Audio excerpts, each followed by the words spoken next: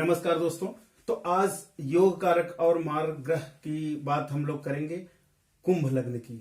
अभी तक हम लोगों ने बात कर लिया मेष लग्न की, वृषभ लग्न की, मिथुन लग्न की, कर्क लग्न की, सिंह लग्न की, कन्या लग्न की, तुला लग्न की, वृश्चिक लग्न की, धनु लग्न की और मकर लग्न की। अपनी पिछली वीडियो में इन 10 लग्नों के विषय में हम लोगों ने बात कर लिया कि इनमें कौन से ग्रह योग कारक हैं और कौन से मारक हैं। इस पे हम लोगों ने विस्तार से बात कर लिया और योग कारक ग्रह कौन से होते हैं, मारक ग्रह कौन से होते हैं, ये भी हम लोगों ने बात कर लिया। और क्यों योग कारक होते हैं, क्यों मारक होते हैं, इस पर भी हम लोगों ने बात कर लिया। तो अगर आप हमारी इस वीडियो पर डायरेक्ट आ गए हैं, पहली बार हमारी वीडियो को देख रहे हैं, तो आप पुरानी वीडियो हमारी जरूर देख के आइएगा, तो आपको सारी चीजें बिल्कुल विस्तार से समझ में आ जाएंगी। अगर आप सीधे इस वीडियो को देखेंगे तो हो सकता है कि आपको ज्यादा से ज्यादा 15-20%, 30% चीजें समझ में आए। तो आप पुरानी वीडियो देख के आइएगा, हमारी आग्रह है। तो चूंकि हम पीछे सारी चीजें बता चुके हैं, बेसिक्स बता चुके हैं, तो उन पर हम बात नहीं करेंगे, डिटेल में नहीं जाएंगे। हम सीधे सीधे आ जाते हैं कुंभ लग्न की कुंडली में कौन ग्रह योग कारक है, कौन मारक है। तो ये लग्न कुंडली है। इस तरह का चक्र बना हो तो आप समझ सकते हैं कि यह लग्न कुंडली का चक्र है। यहां लग्न लिखा होगा और यह लग्न कुंडली का पहला घर होता है। जो 12 घर होते हैं कुंडली में, इसमें 12 घर होंगे, किसी भी कुंडली में 12 घर ही होते हैं। यहां से ही शुरुआत होती है। पहला, दूसरा, तीसरा, चौथा, पांचवा, छठा, सातवां, आठवां, नौवां, 10वां, 11वां और 12वां, ये 12 घर होते हैं। इसमें गिनती क्या लिखी है उससे कोई लेना देना नहीं। जो घर की अगर बात करें तो 12 घर यही होते हैं और किसी की भी कोई भी कुंडली होगी यही 12 घर होंगे। अच्छा, अब लग्न कुंडली में अगर यहाँ 11 लिखा हो, क्योंकि कुंडलियों में राशियां नहीं लिखी होती हैं, अंक ही लिखे होते हैं, तो अंक से ही आपको समझना होगा कि यह कौन सी राशि है और इस राशि के स्वामी कौन है। तो 11 अगर लिखा हो, देखो ये इधर हमने राशियों के नाम और उनके स्वामी के नाम लिखे हुए हैं। तो 11 नंबर पे आप देखिए, क्योंकि ये क्रम यही रहेगा, इसमें कोई चेंज नहीं होगा। जो ये नंबर से इनके सामने जो राशियां लिखी हुई है उस नंबर का मतलब वही राशि होगी। तो अगर यहाँ 11 लिखा है तो 11 में आप देखिए क्या राशि लिखी हुई है, कुंभ। कुंभ के स्वामी कौन है, शनि। तो इसका मतलब यह जो कुंडली है यह किस लग्न की है, कुंभ लग्न की कुंडली है। 11 लिखा है तो इसका मतलब यह कुंभ लग्न की कुंडली है और इसके स्वामी कौन है, शनि है। तो लग्नेश, लग्न के स्वामी को लग्नेश बोलते हैं। तो यह लग्नेश इसके कौन हुए, शनि हुए। तो जिन जिन लोगों की कुंडलियों में यहाँ 11 लिखा हुआ है तो उनको ये समझ लेना चाहिए कि यह कुंडली कुंभ लग्न की है, उनकी कुंडली कुंभ लग्न की है। तो जो भी ये बातें होंगी वो उनके काम की होंगी। दूसरा, अब लग्नेश जो होते हैं वह हमेशा योग कारक होते हैं। तो इसका मतलब इस कुंडली में शनि योग कारक की लिस्ट में सबसे ऊपर आएंगे, क्योंकि वो लग्नेश है। उनको बाकी घर चाहे जैसे मिले उससे मतलब नहीं, क्योंकि यह जो पहला घर होता है यह अपने आप में ही बहुत अच्छा घर माना जाता है, क्योंकि यह केंद्र का भी घर होता है और त्रिकोण का भी घर होता है। केंद्र के घर कौन से होते हैं, त्रिकोण घर कौन से होते हैं, इन पर हम लोगों ने पहले बात कर लिया है। इस पर वीडियो बनी हुई है तो आप उसको देख सकते हैं। तो ये बहुत अच्छा घर माना जाता है, क्योंकि केंद्र अपने में बहुत अच्छा घर माना जाता है और त्रिकोण भी अपने अच्छा घर माना जाता है। और यह केंद्र और त्रिकोण दोनों का घर है, तो आप समझ सकते हैं कि ये कितना महत्वपूर्ण है। और कुंभ लग्न है, इसका मतलब जो शनि भगवान है यही इस कुंडली को हेड कर रहे हैं। कहने का मतलब इस जिस जातक की यह कुंडली होगी, जिनका लग्न ये होगा कुंभ होगा, उन पर शनि भगवान का बहुत प्रभाव रहेगा कुंडली पे। और जो भी ग्रह होंगे, जो उनको घर मिले होंगे, जो उनके फल होंगे, उन पर कहीं न कहीं शनि का प्रभाव पड़ेगा। ठीक, तो यहां 11 लिखा है, यह योग कारक को, इनको एक घर और मिला हुआ है, क्योंकि शनि भगवान को 2 घर मिले हुए हैं, एक 10 नंबर और 11 नंबर। तो एक 11 नंबर ही हो गया, 10 नंबर ये 12वां घर, जबकि ये खराब घर माना जाता है। कुंडली में 6, 8 और 12 यह घर खराब माने जाते हैं, लेकिन चूंकि ये लग्नेश हैं और इनको लग्नेश को खराब घर का दोष नहीं लगता है, तो ये हमेशा ही शुभ ही फल देंगे, खराब फल नहीं देंगे। तो निसंकोच आप समझ लीजिए शनि योग कारक हो गए। जब भी इनकी महादशा, अंतरदशा, प्रत्यांतर दशा, सूक्ष्म दशा, प्राण दशा कुछ भी आएगी तो यह अच्छा फल देंगे और ये दोनों घर जागृत हो जाएंगे। कहने का मतलब पहला घर और यह 12वां घर, तो जो भी इन घरों का फल होगा वह अच्छा देंगे। दूसरे नंबर पे कौन है, 12 लिखा है। 12 का मतलब क्या है, मीन राशि, और मीन राशि के स्वामी कौन है, बृहस्पति। दूसरा घर बहुत अच्छा है, धन का घर है, इसके स्वामी बृहस्पति है, ये भी बहुत अच्छे ग्रह हैं, कुंडली में इनका बहुत इंपैक्ट होता है। लेकिन एक बहुत बड़ी समस्या ये है कि इस दूसरे घर में और ये 7वें घर में सामने अगर शत्रु घर बैठा हो, मित्र घर बैठा हो या खुद उसकी राशि हो तो बहुत अच्छा फल होता है। लेकिन अगर इन दोनों राशियों में आपके शत्रु ग्रह बैठे हों अष्टम द्वादश थ्योरी के हिसाब से, तो ये मारक की लिस्ट में आते हैं और कभी भी अपनी महादशा, अंतरदशा, प्रत्यांतरदशा, सूक्ष्म दशा या प्राणदशा जब भी चलेगी तो उसमें खराब फल देंगे। तो हम ग्रह मैत्री में देखते हैं शनि और बृहस्पति की क्या मैत्री है। शनि दानव ग्रुप में आ रहे हैं, बृहस्पति आते हैं देव ग्रुप में। यह एक दूसरे के परम शत्रु हैं। कहने का मतलब बिल्कुल ही दोनों की नहीं बैठेगी। तो यह धन भाव में बैठ करके मारक की लिस्ट में आ गए। बृहस्पति इस कुंडली में मारक होंगे। दूसरा घर इनको मिला है 11वें नंबर का, क्योंकि बृहस्पति को 9 और 12 दो घर मिले हुए हैं, 2 राशियां मिली हुई हैं।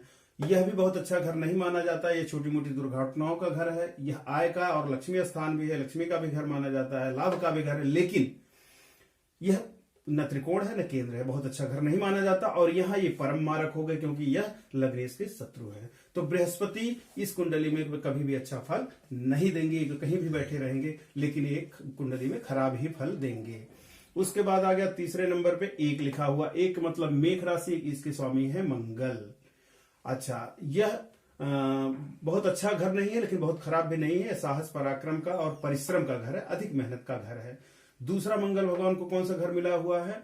10 नंबर का, जो कि रोजगार, व्यवसाय, नौकरी, इसका घर है। ये बहुत अच्छा घर माना जाता है, ये केंद्र का घर है। तो मंगल इस हिसाब से 8 नंबर के हिसाब से बहुत अच्छे योग कारक होंगे, लेकिन इसमें कम फल देंगे क्योंकि ये बहुत अच्छा घर नहीं है। और सबसे बड़ी बात है कि ये लग्नेश के मित्र नहीं है, क्योंकि मंगल यह देव मंडली में आते हैं और जो लग्नेश अपने शनि है यह दानव ग्रुप में आते हैं। तो ये इनके परम शत्रु हैं, इसलिए यह बहुत अच्छा फल नहीं देंगे, लेकिन मारक नहीं होंगे क्योंकि इनकी केंद्र, जो इनका यह केंद्र का घर है चारों, इसके स्वामी है, इनमें से एक घर इन्हीं के पास है, इसलिए खराब फल तो नहीं देंगे, लेकिन यह है कि बहुत अच्छा फल भी नहीं देंगे। इस घर में जब भी इनकी महादशा, अंतरदशा, प्रत्यांतरदशा, सूक्ष्म दशा या प्राण दशा आएगी तो ये अपने बल के साथ रहेंगे।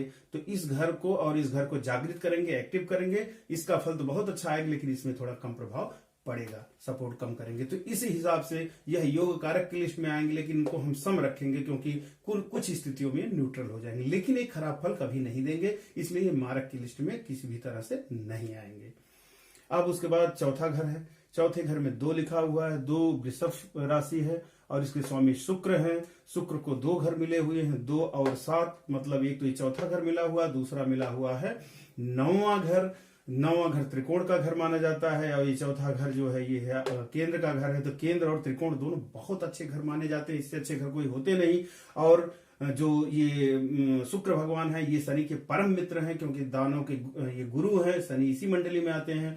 तो इस कुंडली में शुक्र परम योग कारक हो गए। जब भी इनकी महादशा, अंतरदशा, प्रत्यांतरदशा, सूक्ष्म दशा, प्राण दशा कुछ भी आएगी तो ये बहुत ही अच्छा फल देंगे। इनसे ज्यादा अच्छा योग कारक ग्रह इस कुंडली में नहीं है। तो जो ये कुंभ लग्न की कुंडली है इसमें शुक्र परम योग कारक होंगे। ये जो चाहेंगे वही होगा और ये अपने समय में, अपने प्रभाव में जब भी रहेंगे तो ये बहुत अच्छा फल देंगे। जब भी ये दोनों घरों को जागृत करेंगे, अब देखिए इनको 2 और 7 मिला हुआ है। 2 क्या है? माता का है, भूमि का है, भवन का है, प्रॉपर्टी का है, सुख सुविधाओं का घर है, सुख का है, ये जागृत हो जाएगा। और दूसरा ये धर्म का घर है और गुरु का घर है, पिता का घर है, तो ये जागृत हो जाएंगे। ये दोनों घर जागृत हो जाएंगे और इससे रिलेटेड जितने भी फल होंगे वह इस लग्न कुंडली वाले को, उस जातक को मिलेगा। अब उसके बाद आ गए 5वें घर पे। 5वां घर में 3 लिखा हुआ है। 3 मिथुन राशि का है। इनके स्वामी बुध है। इनको 2 राशियां मिली हुई है बुध को भी, 3 और 6। तो पहला एक घर तो मिल गया इनको, ये 5वां त्रिकोण का घर है, और एक दूसरा मिल गया 6 नंबर लिखा है 8वें घर में। बहुत खराब घर माना जाता है, 8 अच्छा घर नहीं माना जाता, मृत्यु का घर है। लेकिन चूंकि मैंने पहले भी आपको कई बार बता दिया है, पिछली वीडियो में आप देख सकते हैं कि यह केंद्र त्रिकोण का घर अगर किसी भी ग्रह को मिलता है तो दूसरा घर उसको चाहे कितना भी खराब मिले, वो भले लग्नेश का शत्रु हो, लेकिन वह योग कारक की ही लिस्ट में आता है। तो बुध कहाँ आएंगे? योग कारक की लिस्ट में आएंगे। अच्छा, बुध से इनकी मित्रता भी है शनि की। अगर लग्नेश से देखेंगे शनि से तो इनकी बुध की मित्रता भी है, तो इसलिए यह खराब फल नहीं देंगे। तो जब भी इनकी महादशा, अंतरदशा, प्रत्यंतरदशा, सूक्ष्म दशा या प्राणदशा आएगी, ये दोनों घर एक्टिव होंगे, जागृत होंगे और इसमें दोनों घरों में अच्छा फल मिलेगा। जबकि ये खराब घर है लेकिन इसमें भी खराब फल नहीं मिलेगा, जो भी होगा अच्छा ही फल मिलेगा। तो बुध भी इनके परम योग कारक हो गए। अब अच्छा, एक चीज और आपको बता दें कि जो ये पंचमेश होते हैं, हमने पिछली वीडियो में बताया है, सारी जितने भी लग्न कुंडली हमने बताई, सब में ये बात बताया है कि जो पांचवा घर होता है, इससे हम इष्ट देव देखते हैं। पांचवा घर मतलब पांचवा भाव, पहला, दूसरा, तीसरा, चौथा और पांचवा। इस घर की राशि जो होते हैं, उनके जो स्वामी होते हैं वह ईष्ट होते हैं। कहने का मतलब लग्न कुंडली जिसकी भी होगी, अब जैसे यहाँ 3 लिखा है, इसके स्वामी बुध हैं, तो बुध इस लग्न कुंडली के क्या हो गए, ईष्ट देव हो गए। तो कहने का मतलब इनकी आराधना, पूजा पाठ, जप तप, बीज मंत्र का जाप करने से बहुत कई गुना ज्यादा फल मिलेगा। मतलब आप जिस भगवान की पूजा कर रहे हैं वो करते रहें, इष्ट देव किसी को मानते हैं तो मानते रहें, लेकिन अगर बुध भगवान को खुश रखना है, बुध ग्रह को मजबूत रखना है, तो अगर आप गणेश जी की उपासना करेंगे, गणेश जी की पूजा करेंगे, तो आपको कई गुना ज्यादा फल मिलेगा। वैसे जिनकी जो लग्न कुंडली होते हैं, उनके जो पंचमेश होते हैं, जो इष्ट ग्रह होते हैं, नॉर्मली जो वो जातक होता है उसी ग्रह की पूजा करता है, उसी देवता की पूजा अपने आप ही करता है, वो ऐसा भाव ही आता है। तो जिनकी भी लग्न कुंडली होगी कुंभ की, उनको गणेश जी की पूजा वो कर ही रहे होंगे। अगर नहीं भी कर रहे होंगे तो अगर करेंगे तो उनको बहुत ज्यादा फल मिलेगा। तो इष्ट देव भी हो गए बुध, तो इस वजह से बुध और मजबूत हो गए। अब ये आ गया छठा घर। छठा घर खराब माना जाता है, रोग ऋण और शत्रु का घर है। यह 4 लिखा हुआ है, 4 का मतलब कर्क हो गया। कर्क राशि के स्वामी चंद्रमा है। चंद्रमा के पास केवल एक घर है, ये भी खराब घर मिला हुआ है। और चंद्रमा देव कैटेगरी में आते हैं। दानव ग्रुप में शनि भगवान लग्नेश आते हैं, इनके परम शत्रु हैं, तो ये परम मारक होंगे। ये कभी भी कुंडली में अच्छा फल इसमें नहीं देंगे। चंद्रमा हमारे मारक हो गए। उसके बाद ये 7वां घर हमने पहले ही बता दिया है कि दूसरे घर में और 7वें घर में अगर लग्नेश का शत्रु बैठा है तो योग कारक नहीं होगा, मारक होगा। तो 7वां घर जबकि केंद्र का है, बहुत अच्छा घर, स्पाउस का घर है, लेकिन यह सूर्य भगवान, 5 नंबर की राशि कौन सी, सिंह, इसके स्वामी सूर्य हैं। सूर्य और शनि ये परम शत्रु हैं, क्योंकि जो सूर्य हैं ये आ रहे हैं देव ग्रुप में, और जो शनि है, जो लग्नेश हैं, ये आ रहे हैं दानव ग्रुप में, तो ये कभी भी अच्छा फल नहीं देंगे। तो सूर्य भी इस कुंडली में परम मारक हो गए। तो जो ये कुंभ लग्न की कुंडली में है, इसमें योग कारक हो गए शनि, मंगल योग कारक हो गए, सम की स्थिति में रहेंगे, शुक्र परम योग कारक हो गए और बुध योग कारक हो गए। ये 4 ग्रह की जब भी महादशा, अंतरदशा, प्रत्यंतरदशा, सूक्ष्म दशा, प्राणदशा आएगी, अगर इनका बलाबल ठीक होगा, इनका प्लांटेशन सही जगह होगा, तो ये बहुत अच्छा फल कुंडली में देंगे। वहीं अगर बृहस्पति, चंद्रमा और सूर्य जो कि मारक है, इनकी महादशा, अंतरदशा, प्रत्यंतरदशा, सूक्ष्म दशा, प्राणदशा अगर आएगी तो ये खराब फल देंगे, हमेशा इसमें अच्छा फल नहीं देंगे। तो आज के लिए इतना ही योग कारक और मारक में। अब अगली राशि है मीन राशि, इसके विषय में, मीन लग्न के विषय में हम अगली वीडियो में बात करेंगे। आज के लिए इतना ही, बहुत बहुत धन्यवाद।